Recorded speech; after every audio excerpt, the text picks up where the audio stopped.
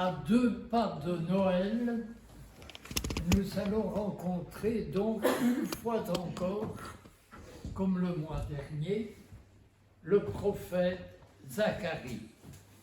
Ce prophète que Dieu a chargé de parler à son peuple au moment du retour de l'exil. Donc, à la fin du VIe siècle avant Jésus-Christ. Au moment donc où l'exil, la déportation des populations, prenait fin à Jérusalem, 2 prophètes se sont levés, Agé, Zacharie. Et je m'arrête sur Zacharie. À ce moment où la population qui rentre en Israël doit tout reconstruire. Car l'armée babylonienne avait saccagé les villes et les campagnes, et notamment Jérusalem. À tel point que Israël est très faible à ce moment-là, à tel point que dans la 2e partie du livre d'Ésaïe, on parle d'Israël à ce moment-là, qui est comme un vermisseau et une larve. Israël réduit à rien du tout, qui revient de l'exil. 2 prophètes, et notamment Zacharie. Nous allons exactement nous arrêter sur 2 versets seulement, ce qu'on pourrait appeler un petit oracle, petite prophétie de Zacharie. 2 versets que les chrétiens ont très souvent lus et relus et commentés au cours de leur histoire, parce qu'ils y ont trouvé l'annonce du Messie Jésus. Je vous relis ce petit oracle. On l'a lu tout à l'heure, mais entouré d'autres paroles. Je relis simplement les 2 versets sur lesquels je veux arrêter mon attention. Tressaille d'allégresse, Sion la belle. C'est une traduction. Littéralement, on dit fille de Sion. Une autre traduction dit Sion la belle. Tressaille d'allégresse, lance des acclamations, Jérusalem la belle. Voici ton roi. Il vient vers toi. Il est juste et victorieux. Il est pauvre et monté sur un âne, sur un ânon, le petit d'une ânesse. Il supprimera d'Éphraïm le char de guerre et de Jérusalem le char de combat. Il brisera l'arc de guerre. Il proclamera la paix pour les nations. Sa domination s'étendra d'une mer à l'autre, la Méditerranée jusqu'au golfe Persique, et du fleuve, l'Euphrate, jusqu'aux extrémités de la terre. C'est un rare texte, un des rares textes de l'Ancien Testament qui, longtemps à l'avance, oriente l'attention et la foi vers un Messie promis. Il n'y en a pas des masses dans l'Ancien Testament. Mais celui-ci, c'est un des plus frappants. À qui est-il adressé? Nous l'avons entendu, à Sion, à Jérusalem. Sion, c'est le centre de Jérusalem. Sion, c'est la colline du Temple. Tressaille de joie, Sion la belle, lance des acclamations, Jérusalem la belle. Pourquoi? Voici ton roi, il vient vers toi. Il faut se rappeler que depuis l'exil, Israël n'a plus de roi. Le dernier roi d'Israël, un certain Sédécias, a été emmené avec la population à Babylone, et le roi de Babylone lui a crevé les yeux. Oh, voici un prophète qui annonce la venue d'un nouveau roi pour Israël. Mais évidemment, on demandera quand le nouveau roi? Dans les siècles qui ont suivi l'exil, donc l'exil c'est le 6e siècle, dans les siècles suivants jusqu'à Jésus, il n'y a plus eu de roi en Israël.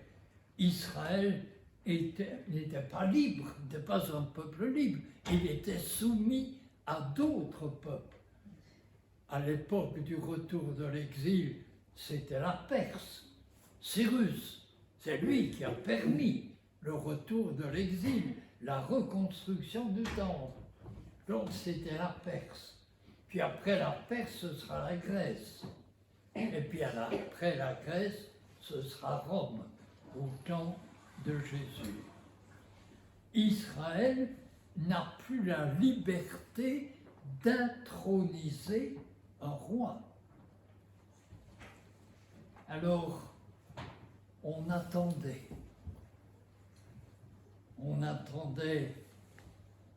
le roi promis. Quand viendra-t-il?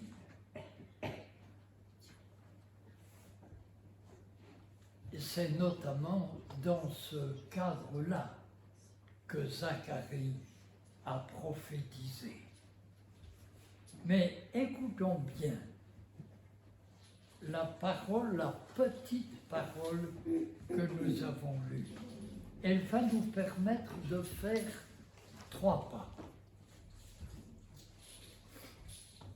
D'abord, il faut se souvenir, premier pas, du point de départ. Quand Israël est né, Israël est né en Égypte. Quand il a quitté l'Égypte, c'est devenu un peuple indépendant. Quand Israël a quitté l'Égypte, il n'était pas question de royauté. À cette époque, Israël, c'était une confédération de tribus dirigée par un chef unique et souverain, Moïse, Moshe. Nous disons Moïse. Un chef charismatique.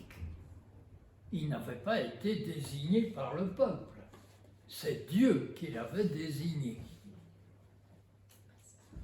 Après Moïse, ce fut Josué, au temps de l'entrée dans la terre promise.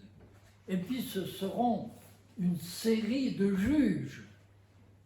Chaque fois, ce sont des chefs charismatiques, choisi, désigné par Dieu.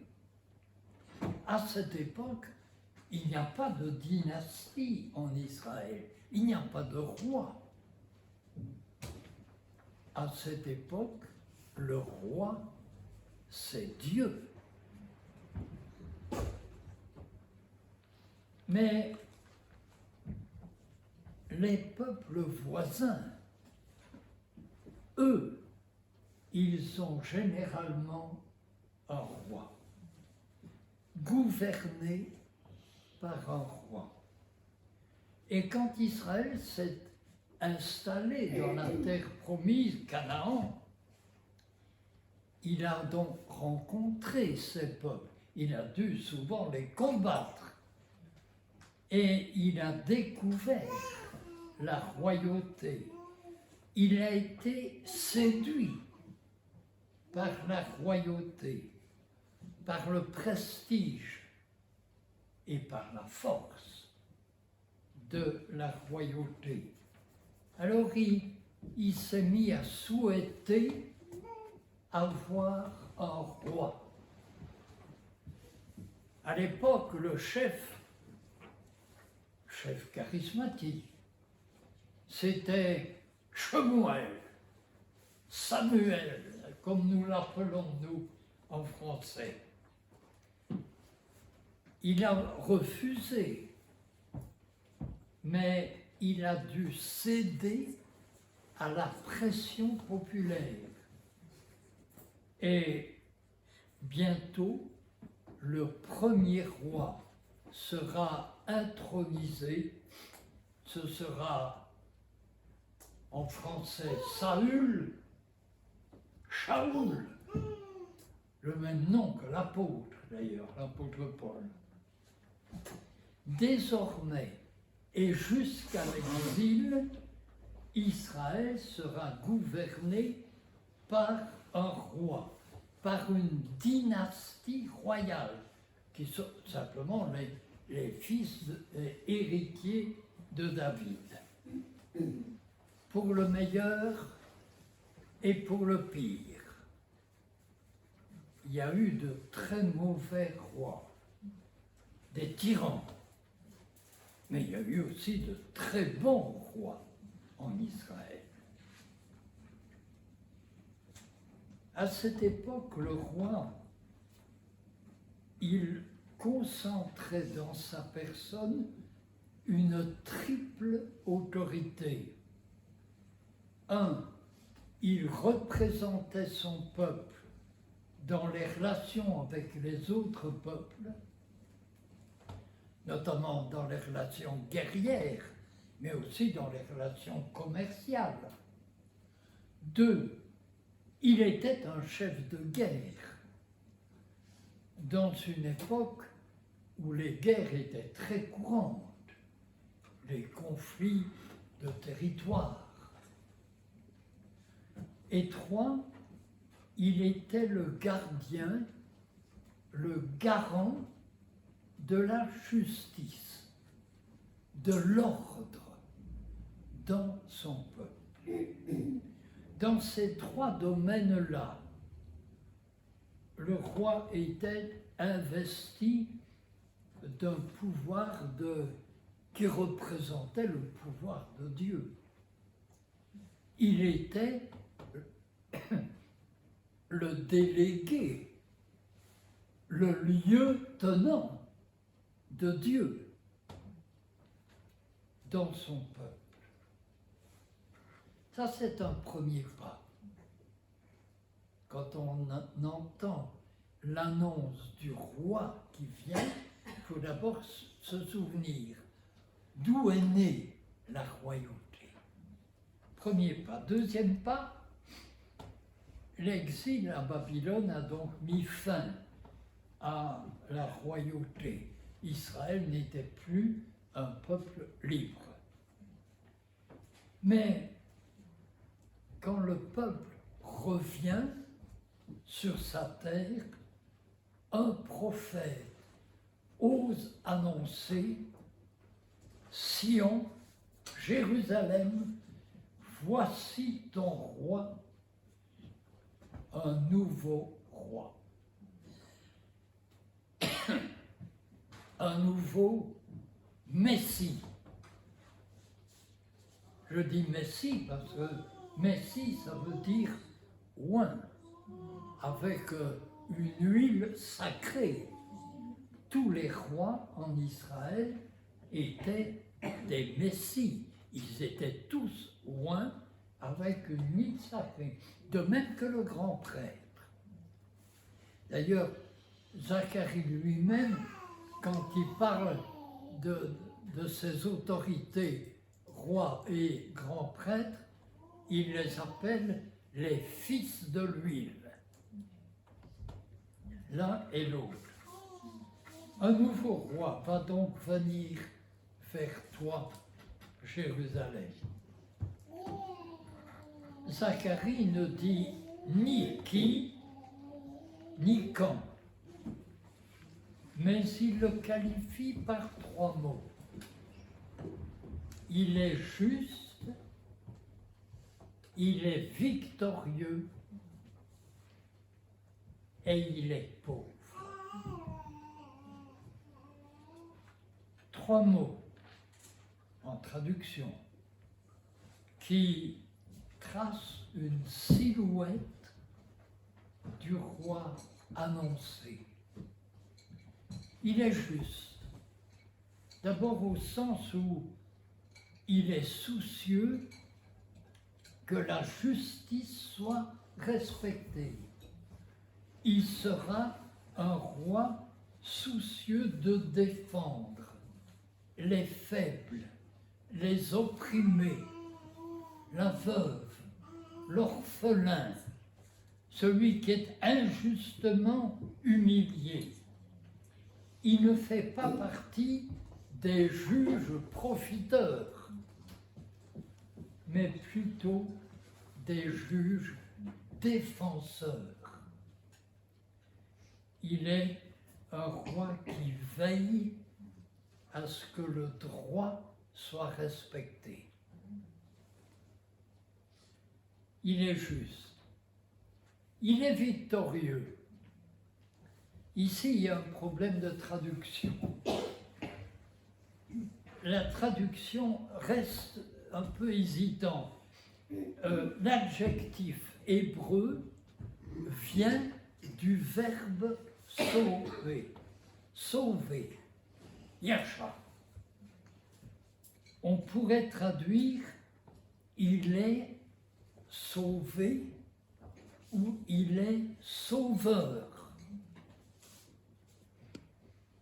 Dans ce sens-là, naturellement, il est victorieux, dans le sens où, dans les combats, il est vainqueur des combats, et notamment du combat contre l'injustice et le mal. Donc, on peut dire victorieux, mais vous voyez, avec cette racine du salut, il est sauveur. Et dans ce sens-là, il est victorieux. Et enfin, 3e mot, il est pauvre. On traduit parfois il est humble, ou bien on dit il est petit. Il ne fait pas partie des grands de ce monde. Il est différent des souverains ordinaires qui circulent à cheval, parce qu'ils sont des militaires, ou qui circulent en char, parce qu'ils sont riches et glorieux, tandis que le roi annoncé circule sur un âne, et même un petit âne, un ânon. Voilà le portrait de ton roi, Jérusalem, le roi futur qui viendra vers toi. 3 mots. 3 mots, ça ne dit pas encore grand-chose. Ça ne dit évidemment pas tout. Mais ça permet de brosser un croquis, une silhouette. Et Zacharie va encore ajouter, à propos de ce roi, il supprimera les armes et il proclamera la paix.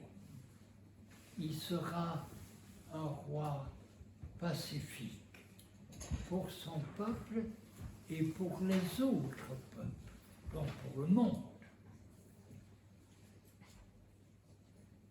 De par la royauté au cours de l'histoire antérieure, et puis maintenant ce roi annoncé. Et je fais un dernier pas. Mais celui-là, Zacharie ne pouvait vraiment pas le faire lui-même. On ne fera ce troisième et dernier pas que beaucoup plus tard.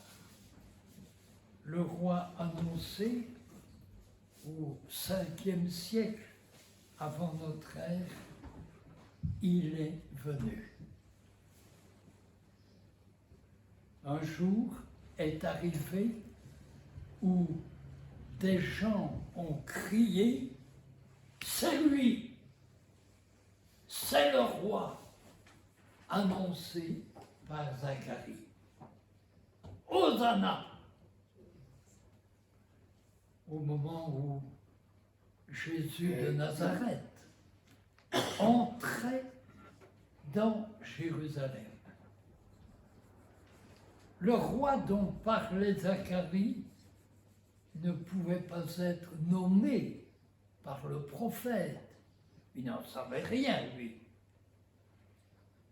C'était un roi futur, sans analogie. Et au moment où, 5 siècles plus tard, Jésus entre à Sion, à Jérusalem, voici des spectateurs qui crient « C'est lui !»